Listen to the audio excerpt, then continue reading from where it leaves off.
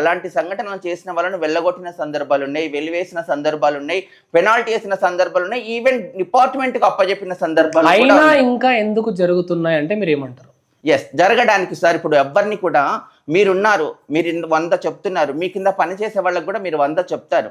మీరు చెప్పింది as it is బయటికి పోయి చేస్తున్నారు అనేది ఎవ్వరం కూడా సరిగ్గా చెప్పలేము. అలాంటిది కొంతమంది ఇక్కడ మన తెలంగాణలో చూసుకుంటే మేము బేసిక్గా హైదరాబాద్ అనేది ఒక మహానగరం.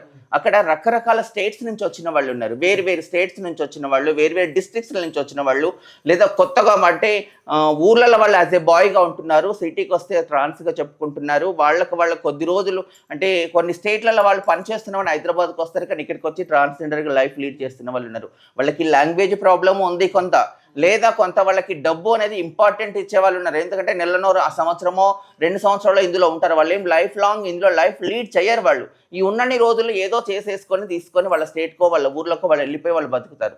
దాని ఎఫెక్ట్ మా మీద పడుతుంది.